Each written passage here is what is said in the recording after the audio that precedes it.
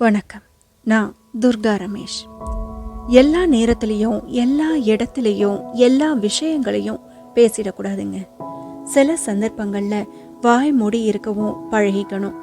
தெரிஞ்ச உண்மையெல்லாம் உளறி கொட்டுறதால உங்களுக்கே கூட அது ஆபத்தாகலாம். எப்பவுமே நம்மளை புத்திசாலியா காட்டிக்கணும்னு நினைக்கிறத விட சில நேரம் முட்டாளா இருக்கிறது தான் புத்திசாலித்தனமானதுங்கிறத புரிஞ்சுக்கணும். இன்னைக்கு தத்துவம் இதை பத்தி தாங்க. வழக்கம் போல ஒரு குட்டி கதை இல்லை, இன்னைக்கு 2 குட்டி கதைகளை கேட்க போறீங்க. அதுக்கு முன்னால சப்ஸ்கிரைப் பண்ணாதவங்க பண்ணிடுங்க. இனி குட்டி கதைகளை கேட்கலாமா? ஒரே குற்றத்துக்காக கைது செய்யப்பட்ட 3 பேருக்கு மரண தண்டனை நிர்ணயிக்கப்பட்டது. 3 பேரும் தூக்கு மேடைக்கு வரவழைக்கப்பட்டாங்க. முதல் ஆளு ஒரு மத தலைவர், 2வது ஆளு ஒரு வழக்கறிஞர், 3வது ஆளு ஒரு இயற்பியலாளர், அதாவது இயற்பியல்ல சிறந்த ஒரு வல்லுனர். இவங்க 3 பேரையும் மக்கள் முன்னாலேயே தூக்குல தொங்க விடணுங்கிறது தீர்ப்பு. முதல்ல மத தலைவர் கழுத்துல கயிறு மாட்டப்பட்டது. கடைசியா ஏதாவது சொல்ல வர்றீங்களா அப்படின்னு கேள்வி கேட்டாங்க. இது எப்பவுமே வழக்கமா கேட்கிற கேள்வி தானே, எத்தனை திரைப்படங்கள்ல பார்த்திருக்கோம். அந்த கேள்விக்கு அவர் சொன்னாரு, நான் நம்புறது ஆண்டவனை மட்டுமே, அவனே என்னை காப்பாத்துவான் அப்படின்னு. மேடை இழுக்கப்பட்டது. மத தலைவரோட கழுத்தை நெருங்கினப்ப சட்டுன்னு கயிறு அருந்துடுச்சு. மக்கள் அதிசயத்தோட பார்த்தாங்க. அவரை விட்டுடுங்க, ஆண்டவன் அவரை காப்பாத்திட்டான் அப்படின்னு சொன்னாங்க மக்கள். மத தலைவர் தப்பிச்சிட்டாரு. அடுத்ததான் வழக்கறிஞர். அவரை கூட்டிட்டு வந்து அவர் கழுத்துல கயிறு மாட்டப்பட்டது. கடைசியா ஏதாவது சொல்ல வரீங்களான்னு அவரை பார்த்தும் கேட்டாங்க. நான் நம்புறது நீதியைத்தான், நீதியே வெல்லும் அப்படின்னு சொன்னாரு. மேடை இழுக்கப்பட்டது. வழக்கறிஞரோட கழுத்தை நெருங்கினப்ப சட்டுன்னு கயிறு மறுபடியும் அருந்து விழுந்துடுச்சு. மக்கள் அதிசயத்தோட பார்த்தாங்க. அவரை விட்டுடுங்க, நீதி அவரை காப்பாத்திடுச்சு அப்படின்னு சொன்னாங்க மக்கள். வழக்கறிஞரும் தப்பிச்சிட்டாரு. அடுத்ததா இயற்பியலாளரை கூட்டிட்டு வந்தாங்க. அவர் கழுத்துலயும் கயிறு மாட்டப்பட்டுச்சு. கடைசியா ஏதாவது சொல்ல வரீங்களா அப்படின்னு அவரை பார்த்தும் கேட்டாங்க. எனக்கு ஆண்டவனை பத்தியும் தெரியாது, நீதியை பத்தியும் தெரியாது, ஆனா இயற்பியலை பத்தி நல்லா தெரியும். அங்க தூக்கு மேடை கயிற்றுல முடிச்சு சரியா விழல, அதனாலதான் கயிறு கழுத்தை பதம் பார்க்கல அப்படின்னு எனக்கு தெரியும் அப்படின்னு சொன்னாரு. உடனே தூக்கு மேடைய போய் அங்க இருக்கிற கயிறை எல்லாரும் சோதனை பண்ணி பார்த்தாங்க. அங்க அந்த கோளாறு இருந்தது உண்மைதான். அதை சரி செஞ்சாங்க. இயற்பியலாளரை தூக்குல தொங்க விட்டாங்க. அவரு இறந்தும் போயிட்டாரு. இந்த கதை ஒரு பக்கம் இருக்கட்டும், நாம அடுத்த கதையும் கேட்கலாம். ஒரு பிரபலமான பேச்சாளர் ஒருத்தர் ஒரு தடவை கூட்டத்துல பேசும்போது இந்த மாதிரி சொன்னார்.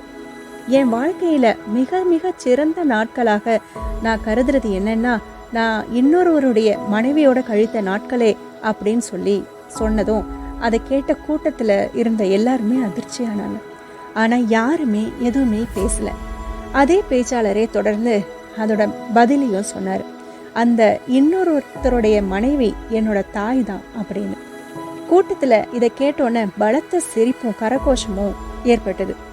இதை கேட்ட பார்வையாளர்கள்ல ஒருத்தர் அதே உற்சாகத்தோட வீட்டுக்கு போய் இதையே தன்னோட மனைவி கிட்ட சொல்லி வியப்புல அழுத்தணும்னு நினைச்சார். வீட்டுக்கு போன அவரு இரவு உணவுலாம் சாப்பிட்டதுக்கு அப்புறம் தன்னோட மனைவியை பார்த்து, என் வாழ்வில் மிக சிறந்த நாட்களா நான் கருதுறது நான் இன்னொருத்தர் மனைவியோட கழிச்ச நாட்களே அப்படின்னு சொல்லிட்டு அடுத்த வாக்கியத்தை சொல்லணும்னு நினைச்சவரு திடீர்னு மயக்கம் போட்டு விழுந்துட்டாரு. கண் முழிச்சு பார்த்தா அவர் ஆஸ்பத்திரியில இருந்தாரு. அப்போதான் அவர் உணர்ந்தாரு, அவரோட மனைவி விட்ட குத்துல முகம் எல்லாம் வீங்கி போய் இரத்த கலரியா இருந்ததுன்னு. ஆமாங்க, எப்போதுமே இடம் அறிந்து மனம் அறிந்து யோசித்து பேசுங்கள். சில வார்த்தைகள் உயிர் கொடுக்கும், சில வார்த்தைகள் உயிரை எடுக்கும். இதுதாங்க தத்துவம். இப்படி தாங்க சில பேர் எந்த இடத்துல எதை சொல்லக்கூடாதோ அதையே சொல்லி அந்த இடத்துல பெரிய கலகத்தையே உண்டு பண்ணிடுவாங்க. ஒரு உதாரணத்துக்கு, கணவன் மனைவி 2 பேருக்கும் நடுவுல சண்டை நடக்கும்போது நடுவுல சமாதானம் பேச வர ஒருத்தர் கணவருடைய குறைகள் எல்லாத்தையும் எடுத்து சொல்லி மனைவியை அனுசரிச்சு போக சொல்லியும், மனைவியோட எல்லா குறைகளையும் எடுத்து சொல்லி கணவன் அனுசரிச்சு போக சொல்லிட்டும் போயிடுவாரு. 2 பேரோட குறைகளையும் 2 பேரும் தெரிஞ்சுக்கிட்டா அதுக்கப்புறம் சண்டையில சமாதானம் ஆவாங்கன்னு நினைக்கிறீங்க? இது மட்டும் இல்லைங்க, நாம் எந்தெந்த இடத்துல என்னென்ன பேசணுங்கிறதுக்கு ஒரு பெரிய லிஸ்ட்டே இருக்குது.